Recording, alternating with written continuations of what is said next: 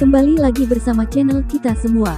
Jika Anda suka, jangan lupa komen, like dan subscribe, serta bila Anda berkenan. Selamat membaca dan mendengarkan. Perintah Kaisar Naga. Bab 3113-3115. Lakukan, coba ambil item di tanah sebanyak mungkin. Lionel berkata kepada beberapa murid sekte terbang, dan maju lebih dulu. Lakukan. Beberapa murid sekte terbang langsung bergegas, tubuh mereka meledak dengan kekuatan spiritual, dan mereka bertarung bersama dengan roh jahat itu. Ketika Tiago melihat beberapa orang bergegas keluar untuk membantu, dia merasa sedikit bersyukur di dalam hatinya. Dia tidak tahu bahwa Lionel datang bukan untuk membantu, tetapi untuk menghasilkan uang. Tuan Chen. Julian tidak bergerak, bahkan jika ayahnya bergegas, dia tidak bergerak.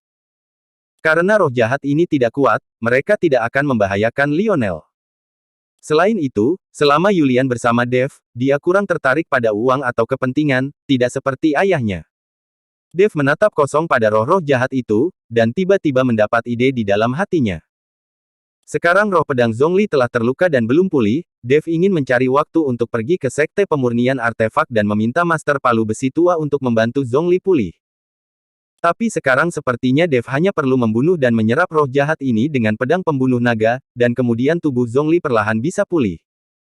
Meskipun roh senjata ini terpengaruh, dan pembunuhan yang lahir dari hati tidak dikendalikan dan menjadi roh jahat, mereka juga roh senjata. Selama Zhongli menyerap cukup roh senjata, Zhongli perlahan bisa pulih. Anda harus tahu bahwa di seluruh dunia celestial, tidak banyak orang yang dapat memiliki senjata dewa, dan tidak setiap senjata dewa kuno akan memiliki roh senjata. Jadi ini adalah kesempatan langka untuk bertemu begitu banyak roh senjata dan membunuh mereka sesuka hati. Memikirkan Dev di sini, dia tidak ragu-ragu, tetapi meraih kekosongan, meraih pedang pembunuh naga dan melompat. Julian langsung mengejarnya. Dev berjalan menuju roh jahat yang sangat besar, dan menebas dengan keras dengan pedang pembunuh naga di tangannya. Lagi pula, semakin besar roh jahat itu, semakin banyak energi yang dimilikinya, sehingga Zhongli dapat pulih lebih cepat. Ini adalah rencana Dev, tetapi di bawah pedang Dev, dia tersentuh oleh cakar roh jahat, dan langsung meledak. Dengan kekuatan yang begitu besar, pedang pembunuh naga di tangan Dev hampir terjatuh. Sangat kuat, roh jahat ini tidak lemah. Dev merasa sedikit terkejut. Kekuatan roh jahat ini sama sekali tidak kalah dengan peringkat ke-8 dari alam tubuh yang komposit. Dia baru saja mencobanya, dan kekuatan roh jahat itu diuji. Mengetahui kekuatan roh jahat, Dev memiliki keyakinan di dalam hatinya. Dia mengayunkan pedang pembunuh naga ke depan seketika, dan cahaya pedang emas melesat ke langit. Merasakan cahaya pedang emas, roh jahat itu ketakutan, dan sudah terlambat untuk menghindar, ia tersapu oleh cahaya pedang, dan menjerit. Segera setelah itu, kekuatan isap di pedang pembunuh naga menyedot roh jahat yang telah berubah menjadi awan kabut hitam menjadi pedang pembunuh naga.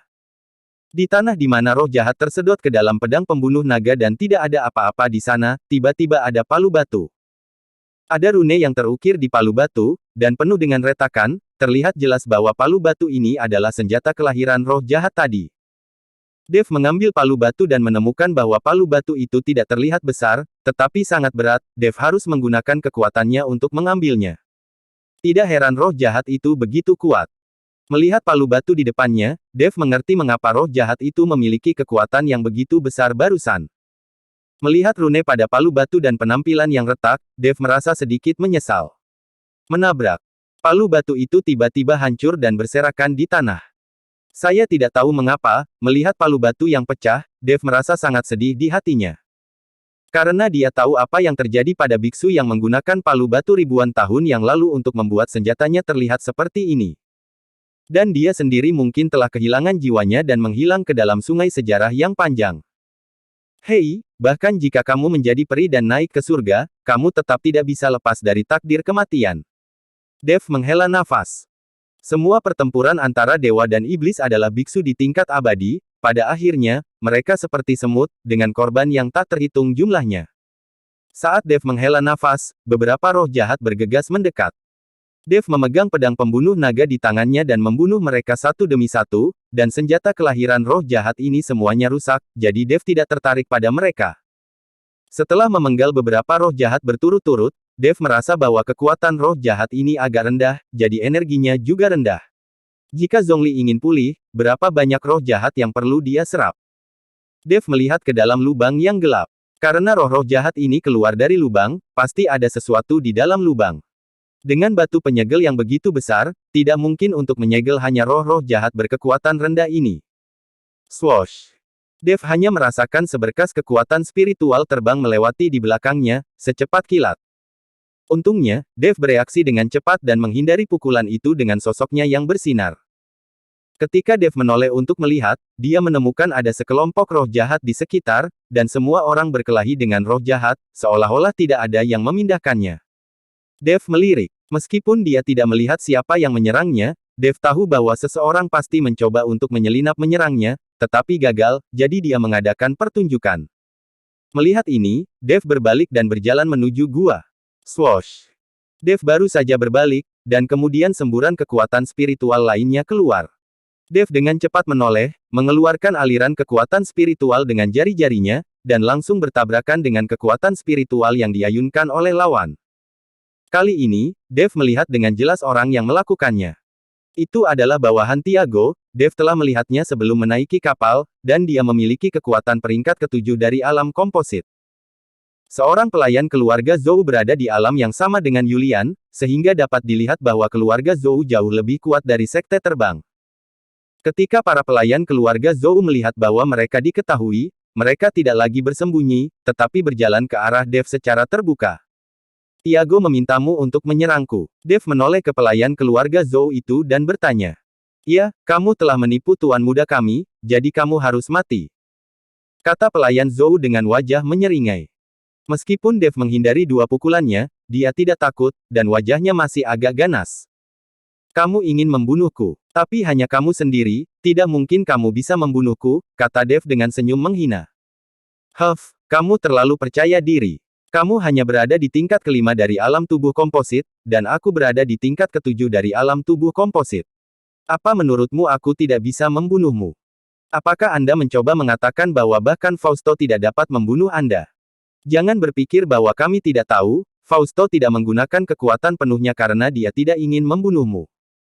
Jika dia menggunakan kekuatan penuhnya, kamu, seorang biksu kecil dari alam komposit, akan ditampar sampai mati olehnya. Tapi aku tidak akan ceroboh seperti dia, aku tidak akan pernah memberimu kesempatan untuk hidup. Setelah pelayan keluarga Zhou selesai berbicara, dia tiba-tiba mengeluarkan belati dan bergegas menuju Dev. Melihat kepercayaan diri pihak lain, Dev tidak bisa menahan senyum dan berkata, ketidaktahuan tidak menghormati kehidupan. Setelah selesai berbicara, Dev mengangkat telapak tangannya dengan ringan, dan nyala api menyala di telapak tangannya, nyala api sangat kecil, hampir tidak terlihat. Tapi saat Dev melambaikan nyala api di telapak tangannya, nyala api yang tak terdengar itu meledak menjadi nyala api. Ledakan. Nyala api meledak dan berubah menjadi lautan api, menyelimuti Dev di dalamnya. Saat ini, Dev seperti orang yang terbakar, bahkan roh-roh jahat itu bersembunyi ketika mereka melihatnya, dan tidak mendekati sini sama sekali. Melihat ini, para pelayan keluarga Zhou yang bergegas menuju Dev tidak bisa menahan cemberut. Ternyata kamu sedang berlatih teknik elemen api, tapi apakah menurutmu kamu bisa menghentikanku untuk membunuhmu? Kamu terlalu konyol. Pelayan keluarga Zhou itu bahkan tidak menyadari kekuatan api Dev, mereka mengira itu adalah teknik api biasa. Belati di tangan pria itu terlempar ke depan, dan dengan kejutan kekuatan spiritual, belati yang dilemparkan berubah menjadi belati yang tak terhitung jumlahnya. Kekosongan yang terbelah oleh belati yang tak terhitung jumlahnya langsung menuju Dev. Dev memegang pedang pembunuh naga, tapi wajahnya acuh tak acuh. Berurusan dengan biksu kelas 7 di alam komposit perkara mudah, bahkan jika dia tidak bergerak sama sekali, lawan tidak dapat menembus pertahanannya sama sekali. Benar saja, ketika belati yang tak terhitung jumlahnya tiba di depan Dev, semuanya segera dihentikan oleh nyala api dan berubah menjadi kehampaan. Anda harus tahu bahwa api Dev bukanlah nyala api biasa, tetapi asal mula api yang disadari oleh nyala api iblis. Senjata biasa semacam ini sama sekali tidak bisa menembus nyala api, dan menguap dalam sekejap. Ketika pelayan keluarga Zhou melihat ini, mata mereka menyusut, dan mereka terlihat sangat terkejut. Senjata apa yang kamu miliki? Gunakan saja. Jika kamu bisa menembus dinding apiku, kamu akan luar biasa. kata Dev dengan jijik. Mulut pelayan keluarga Zhou berkedut, dan dia mendengus dingin, jangan berpuas diri, saya akan memberi tahu Anda betapa baiknya saya. Setelah selesai berbicara, pelayan keluarga Zhou menundukkan kepalanya, lalu mengambil segenggam noda karat dari tanah dengan kakinya, ada pisau panjang dengan celah. Jelas, roh jahat di dalam pisau panjang itu musnah, jadi pisau panjang itu muncul. Melihat orang ini, Dev sebenarnya ingin menggunakan senjata kuno yang telah kehilangan semangat senjatanya dan masih rusak. Pisau panjang kuno ini takut akan patah jika disentuh. Bawahan keluarga Zhou menggumamkan sesuatu, lalu menggigit jarinya, dan meneteskan darah di pisau panjang, jelas menggambar rune. Ketika Dev melihat ini, dia tidak menyangka bahwa pria ini juga seorang ahli mantra yang tahu beberapa jenis mantra. Dengan darah yang jatuh dari pisau panjang yang semula berkarat dan tak bernyawa itu tampak hidup pada saat ini, bilahnya bergetar dan meledak menjadi cahaya. Segera setelah itu, pelayan keluarga Zhou mengarahkan pisau panjang ke tengah jalan. Membuangnya, dan pisau panjang itu langsung berubah menjadi binatang buas, memperlihatkan mulutnya yang berdarah, dan turun dari langit menuju Dev. Ketika Dev melihat ini, sudut mulutnya meringkuk. Dia ingin mempermainkannya, jadi Dev akan menemaninya sampai akhir. Dev melambaikan telapak tangannya, dan api di sekelilingnya langsung berubah menjadi naga api, meraung dan bergegas menuju binatang itu. Melihat ini, pelayan keluarga Zhou menjadi curiga lagi. Dia tidak menyangka bahwa Dev juga tahu cara marapal mantra, dan sepertinya kekuatannya tidak kalah dengannya. Naga api meraung, dan lidah api keluar dari mulutnya dalam sekejap. Dan binatang yang berubah dari pisau panjang itu dilalap lidah api hanya dengan bertemu dengannya, dan akhirnya menghilang tanpa jejak. Pada saat ini, pelayan keluarga Zhou sedikit panik, dan buru-buru mencubit formula itu dengan kedua tangan, tubuhnya terbungkus kabut hitam, dan dia berbalik dengan cepat. Sepertinya dia akan menggunakan teknik hantu untuk melarikan diri. Tetapi ketika pelayan Zhou berbalik dengan cepat, berpikir bahwa dia telah melarikan diri dari Dev, sebuah suara perlahan datang dari atas kepalanya. Kamu ahli mantra kecil, jangan menyombongkan dirimu di depanku. Dev tampak menghina. Pelayan keluarga Zhou mendongak dan melihat Dev menatapnya, dia tidak bisa menahan diri untuk berkata dengan kaget, kamu. Tapi sebelum pelayan keluarga Zhou selesai berbicara, Dev mengayunkan pedangnya ke bawah telapak tangan, dan semburan api langsung memadamkan teknik hantu dari telapak tangannya. Pelayan keluarga Zhou itu gagal melarikan diri. Ah! Pelayan Zhou berteriak. Melihat ini, pelayan keluarga Zhou terus mencubit formula ajaib, semburan air jatuh dari langit dan mendarat di atasnya, mencoba memadamkan api di tubuhnya. Tapi nyala api tidak terpengaruh sedikit pun. Melihat keterampilan pelayan keluarga Zhou, Dev memahami alasan mengapa Tiago bersamanya meskipun kekuatannya rendah. Sejauh menyangkut teknik tubuh ini, ia dapat dianggap sebagai pemimpin di dunia surga dan manusia. Sayang sekali dia sebenarnya ingin membunuh Dev, jadi dia ditakdirkan untuk berumur pendek. Bersambung.